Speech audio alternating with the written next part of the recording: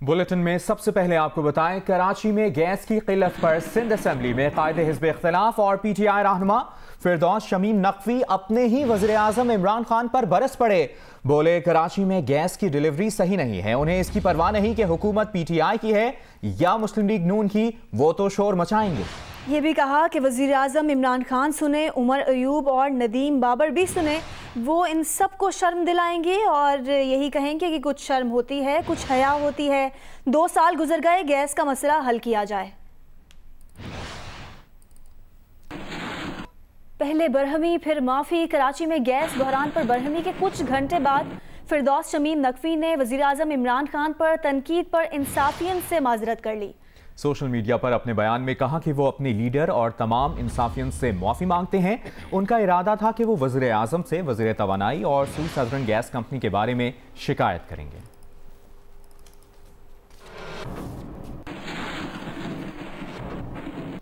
अभी आपको बताएं, इस्लामाबाद में जराइम, गुमशुदगियों और ज़मीनों पर कब्ज़ों के बढ़ते केसेस पर chief justice Islamabad high court ने तहरीरी हुक्मनामा जारी कर दिया है। हुक्मनामे में कहा गया है कि इस्लामाबाद में अमन व अमान की खौफनाक सूरत हाल नाकाबिले बर्दाश्त है। ज़मीनों पर कब्ज़ों के जराइम का रुझान बढ़ता जा रहा है। हैरान कुन तौर पर रियासत की वजारतें और इदारे रियल इस्टेट का गैर कानूनी कारोबार कर रहे हैं। इदारों वजारतों का रियल स्टेट कारोबार में मुलव्विस होना मफादात के टकराव का सवाल खड़ा करता है। हुक्मनामे में कहा गया है कि शहरियों के बुनियादी हुकूक के तहफ़्फ़ुज़ के लिए बनाए गए इदारे बिलवास्ता या बिलावास्ता मुबैना तौर पर कानून तोड़ने में लगे हैं। अमन व अमान की ये हालत अचानक नहीं, दहाइयों से मुंतखब और गैर मुंतखब हुकूमतों की तर्ज हुक्मरानी की वजह से है। ये कहने में कोई हिचकिचाहट नहीं कि रियासत आम शहरियों के तहफ़्फ़ुज़ में नाकाम हो चुकी है।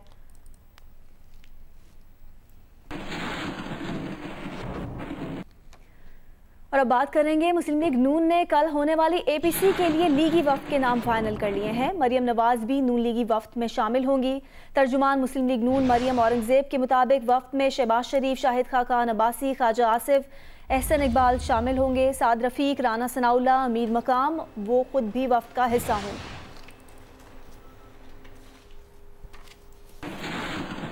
जबकि इसी पर तर्जुमान chairman peoples party senator Mustafa Nawaz Khokhar का कहना है कि नवाज शरीफ ने दावत कबूल कर ली है, वो APC में वीडियो लिंक के जरिए शरीक होंगे। तर्जुमान बिलावल भुट्टो जरदारी का कहना है कि साबिक वज़ीर आज़म नवाज शरीफ को कल चेयरमैन बिलावल भुट्टो जरदारी ने APC में शिरकत की दावत दी थी। चेयरमैन बिलावल भुट्टो ने नवाज शरीफ की सेहत दरियाफ्त की और जल्द सेहतियाबी की दुआ की। उन्होंने कहा कि बिलावल भुट्टो जरदारी और नवाज शरीफ टेलीफोन पर राबता हुआ है दोनों का, और सियासी सूरत हाल और मुस्तकबिल के लाए अमल पर भी तबादला ख्याल हुआ है। वज़ीर आज़म के मुआविन ख़ुसूसी बराए सियासी उमूर शहबाज गिल ने कहा है कि अगर मफरूर मुजरिम नवाज शरीफ ने APC से खिताब किया और उनका खिताब नशर हुआ तो पेमरा और दीगर कानूनी ऑप्शंस इस्तेमाल होंगे। सोशल मीडिया पर अपने बयान में उन्होंने कहा कि ये किस तरह मुमकिन है कि एक मफरूर मुजरिम सियासी सरगर्मियां करे और भाषण दे। उन्होंने कहा कि शरीफ खानदान झूठ के अलावा कुछ नहीं बोल सकता। ये लोग इतने झूठे हैं कि बीमारी पर भी झूठ बोलते हैं।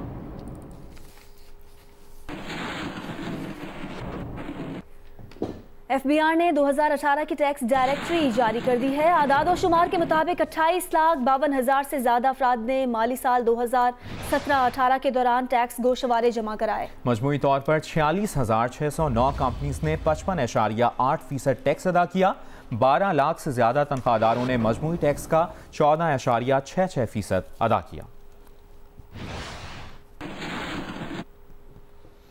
विफाकी वजीर बराए मनसूबाबंदी असद उमर का कहना है कि उन्हें मीडिया से पता चला कि शहबाज शरीफ ने गुज़श्ता साल उनसे कम टैक्स दिया, जबकि आसिफ जरदारी और उनके बेटे बिलावल जरदारी ने मिलकर भी उनसे कम टैक्स दिया। मुल्क में भाईचारे को फरोग देने के लिए इन तीनों साहिबान से अपने असासों के तबादले के लिए तैयार हैं।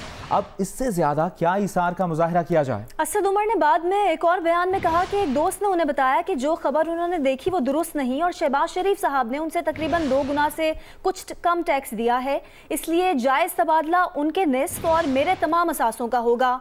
मुल्क की यकजहती के लिए ये ऑफर भी कबूल है।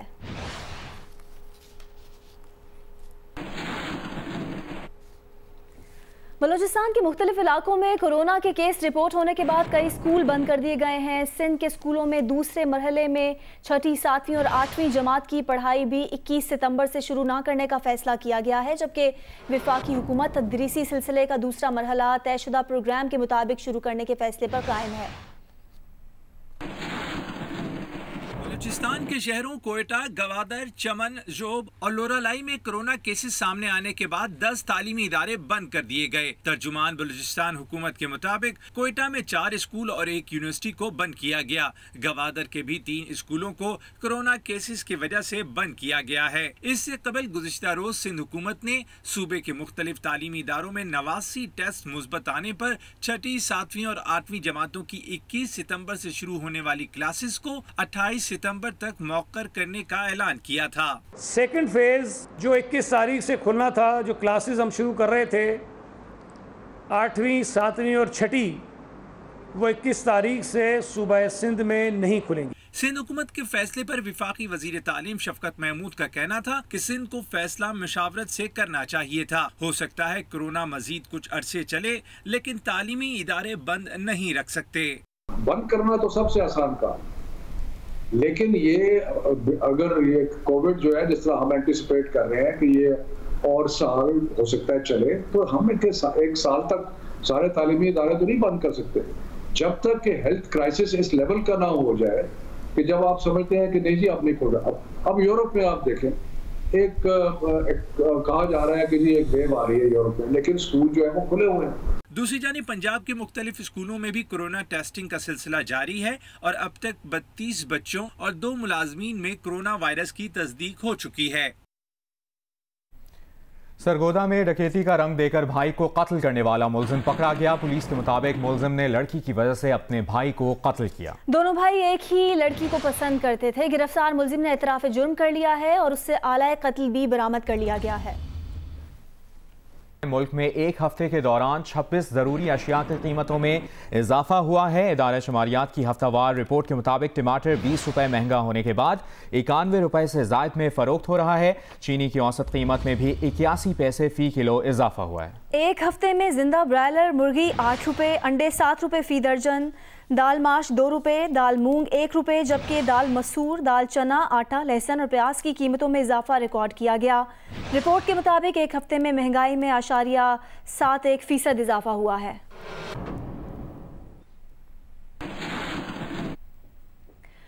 गुजरात के इलाके जलालपुर जटा में असलहे के साथ वीडियो बनाने वाले टिकटॉकर को गिरफ्तार कर लिया गया है। मुलजिम ने असलहे के साथ वीडियो बनाकर सोशल मीडिया पर अपलोड की थी। मुलजिम के खिलाफ मुकदमा दर्ज करके मजीद कार्रवाई की जा रही है।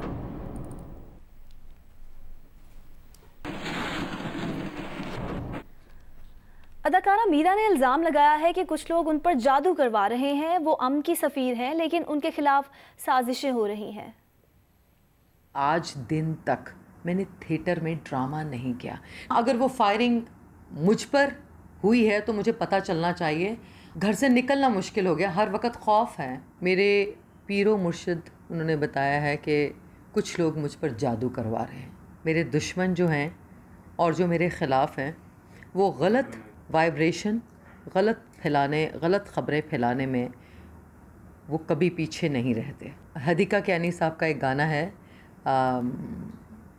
पाकिस्तान आर्ट्स काउंसिल से कीमती फन पारे गायब हो गए। National artist association of Pakistan ने वफाकी वजीर शफकत महमूद को खत लिख दिया। वफाकी वजीर को लिखे गए खत में कहा गया है कि पाकिस्तान आर्ट्स काउंसिल में हुकूमत को मिलने वाले तहाइफ, फन पारे और नवादरात को बहिफाजत रखा जाता है। 2016 में करोड़ों रुपए के फन पारे गायब हुए। खत के मुताबिक 2016 से अब तक पाकिस्तान आर्ट्स काउंसिल की जानिब से फन पारों की चोरी पर कोई ठोस एक्शन नहीं लिया गया। आर्टिस्ट एसोसिएशन के खत के मुताबिक पाकिस्तान आर्ट्स काउंसिल से मारूफ आर्टिस्ट के 10 फन पारे गायब हैं। उनकी अहलिया ने उनके 10 फन पारे पाकिस्तान आर्ट काउंसिल से वापस मांगे हैं।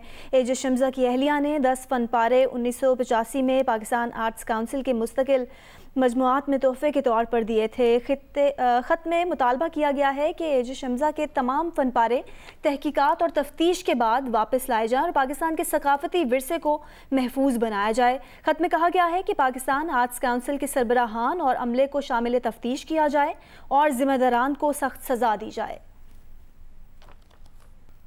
अमरीकी रियासत न्यूयॉर्क में फायरिंग से 2 अफराद हलाक और 8 जख्मी हो गए।